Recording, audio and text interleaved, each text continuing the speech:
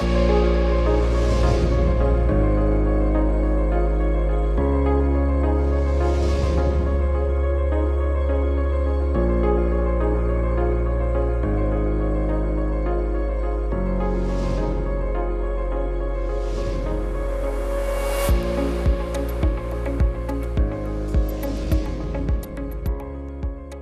are taking care of the automotive industry in the province. So we've taken a clear position as the AIDC that we have to be future orientated, number one. Number two, we have to build strong partnerships with industry so that we can provide industry relevant training and upgrade or upskill people in the right skills. The production line will actually alert you that we've got a problem here, and we then as AIDC aim to actually train people in the skills with smart manufacturing, incorporating robotics into it and showing this integration between human beings and robotics, because that is the future of how you build products and how we become more competitive.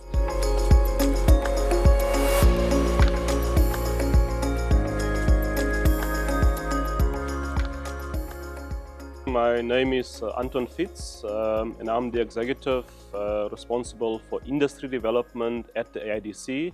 And industry development encompasses a number of portfolios. Number one being skills development, number two being incubation programs, number three being supply and enterprise development, number four being township automotive hubs, and number five being emerging and special projects. So just about the AIDC, who we are and sort of our mandate. So we are a provincial implementing agency under the Department of Economic Development for Gauteng, and we fall under a subsidiary called the Gauteng Growth and Development Agency, or rather known as the GGDA, and we are taking care of the automotive industry in the province. So in the main, we were established in the early 2000s with a very clear mandate, and that is to support the automotive industry in Gauteng and to make sure that the suppliers in the value chain become globally competitive. And we've been around for more than 2 decades now, and I'm quite happy with the progress we've made up to now. The background to this facility is that around a decade ago, we have been in a partnership with Nissan South Africa at a facility called the Gauteng Automotive Learning Center. And over the last 10 to 13 years, we've been doing quite an amazing job in terms of training various unemployed youth, employed people in automotive related skills, and it has been quite a good journey with Nissan South Africa in terms of training and upskilling the automotive industry so that you have a skilled workforce that can both support the jobs that are required at the OEMs or regional equipment manufacturers, but also provide youth with the right skills to go into various industries. And the beauty about the nature of the skills we have been training over the years is that if you, for example, qualify a boilermaker as an example, that boilermaker doesn't just have opportunity in the automotive industry, they can actually go into the mining sector, they can go into the FMCG space. So you've got a multi-skilled opportunity, so to speak, especially for a young South African who looks to, progress into the automotive sector and progress their career from that perspective. Chinese vehicle brands, particularly Chery, are gaining significant market share in South Africa. What does the shift mean for South Africa in the automotive industry?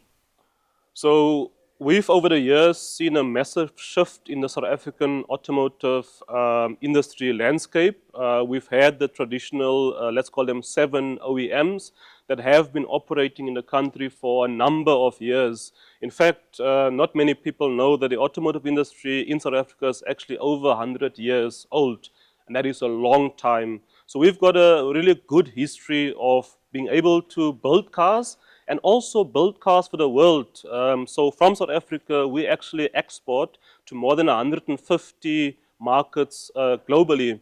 And another fun fact that most people don't know is that to actually put together a vehicle, actually it takes around 20 to 30,000 individual parts.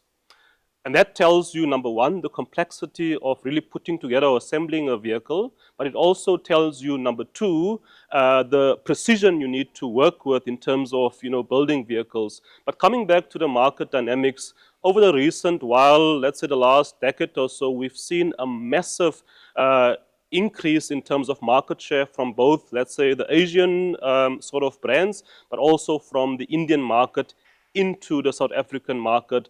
And that has created quite a huge dynamic shift in the market for South Africa. But it also tells us that the South African automotive market has also become very competitive. And I think to a degree that's something great. And as an example, last week I joined the official handover from Nissan to the Chery group that was held last week, Friday. And that was really a good testament of that South Africa is ready for investment. But more importantly, Gauteng is ready for investment as well. And I think the investment from Chery actually shows that how investable Gauteng is.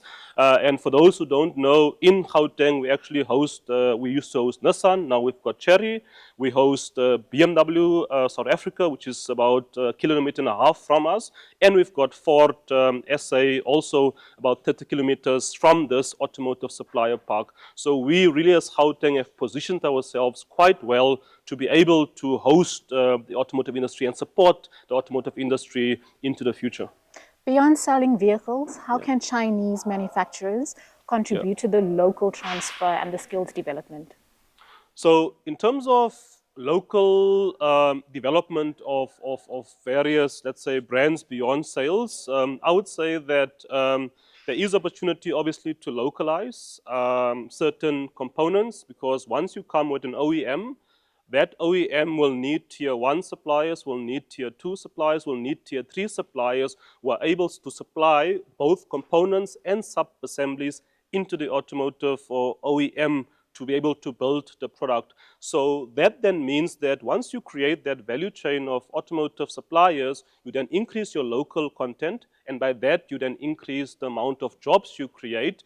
And when you create the amount of jobs, things like skills development, socioeconomic development, bringing the communities together, it becomes an ecosystem of support and economic growth that then drives the industrialization agenda, both for Gauteng, but also for the country at large, that obviously has a huge challenge, for example, with unemployment. BRICS nations collectively represent some of the world's leading manufacturing economies. How can the South African youth benefit from this partnership?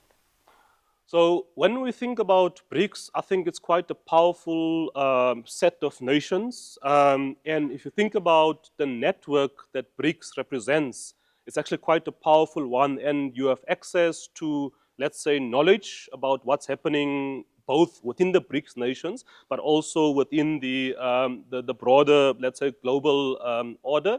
But also, I think the most important one is if you think about a country like India. For example, last year, my supply and enterprise team, development team, actually flew to India to go and learn about best practice in something we call total productive maintenance. And they went there, looked at how the Indians are doing total productive maintenance, visited a few plants, understood the philosophy of what makes those countries competitive. And some of the companies that we took along was able to come back and now implement those philosophies, for example, in South Africa, and thereby making our South African companies more competitive. Because if you think about it, competitiveness is the nature of the game. South Africa is very far from the markets that we serve. And therefore, what do you need to do? You need to get your competitiveness in order. You need to make sure your quality is on time. And number 3, your lead time has to be spot on in terms of delivery. So India is one of those examples. I think there are other nations as well within BRICS, like China, that we've had some exchanges. And I think, of course, with Chery now coming on board in the province as an example of a BRICS nations as well. But BRICS represents really, in my view, a huge opportunity to further expand our global network, but also have being Africa being a gateway into the rest of Africa as well. Within the global network, the global automotive industry is moving rapidly towards the electric vehicles and smart manufacturing. How is this new academy, how is it going to prepare the youth for the future? So this Gauteng Manufacturing Center of Excellence is quite intentional in what we want to achieve. So we've taken a clear position as the AIDC that we have to be future orientated, number one. Number two, we have to build strong partnerships with industry so that we can provide industry relevant training and upgrade or upskill people in the right skills. So there's three clear distinctions or focus areas for this Center of Excellence. Number one being a focus on electric vehicles. So in this center, we offer electric vehicle training and thereby making sure that those who are currently only upskilled into ICE vehicles or internal combustion engine vehicles now have the capability to also be able to work on electric vehicles. We know that the demand for electric vehicles is still quite low at the moment in South Africa, but as AIDC, we do anticipate that this will rapidly shift in the upcoming years. And we are saying that we want to be ahead of the curve to be able to upskill people in EV training, so to speak. So that's the first topic the center aims to address. Number two, we have a clear focus on robotics. So over the years, many plants, both OEMs and suppliers, have seen a massive move towards automation and robotics, if you like. And so a clear focus for us is on mechatronics to be able to make sure that people have the right skills in terms of robotics to be able to, contribute to the meaningful competitiveness of plants, etc. And you would know that mechatronics, for example, is a combination of a number of disciplines, for example, mechanical engineering, electrical engineering, software engineering, which is a very much needed skill actually in the country as well. Then the third main focus areas for us is smart manufacturing and advanced manufacturing. Actually behind me here is we've got a production line that simulates how you build a product or a vehicle or assemble a product and making sure that you do it in the right sequence and making sure that if you make a mistake, the production line will actually alert you that we've got a problem here. And we then as AIDC aim to actually train people in the skills with smart manufacturing, incorporating robotics into it and showing this integration between human beings and robotics because that is the future of how you build products and how we become more competitive. So it's not one or the other. It's actually both. So we have to coexist with robots in terms of Industry 4.0, or if some people actually argue we are already in Industry 5.0. How can South African suppliers be a part of the supply chains? Yeah. So South African suppliers, especially, let's say, we've got a very strong OEM base compared to other countries. But as we go down the value chain, tier 1, tier 2, tier 3, we become actually a bit more weaker, so to speak. Comparing Thailand, they've got a very strong tier 3 supplier base. Tier 2 less stronger, let's say it like that, and tier 1 less stronger. So you've got this triangle sort of effect.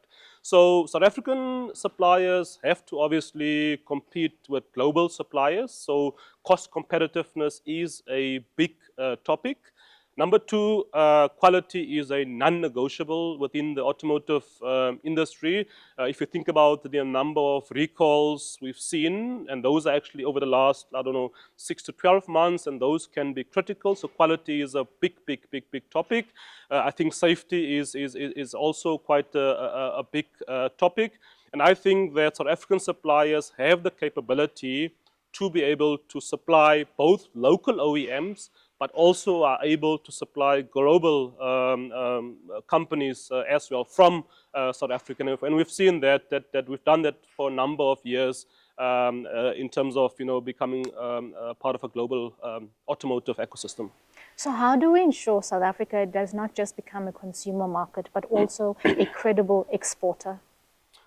So I think we've seen a rapid increase in the amount of vehicles being sold locally, especially from the Chinese or Asian brands, as well as the, let's say, the Indian market. And I think that with our local, let's say, OEMs that produce locally, there's massive opportunity for localization of parts. So the South African Automotive Master Plan has very clear targets towards 2035. For example, we've been threading around 39 to 40% local content over the last, let's say, decade or so. And we have an ambition plan to get to 60% by 2035. And that then means that if we can localize most of the components to at least a 60% level, that will unlock really great capability for South Africa to not just be a consumer of products, but be able to, participate more meaningfully in global, in the automotive global sector. And of course, once we increase localization, employment will then obviously increase, and the other associated benefits for the country will also actually fall in place, I believe.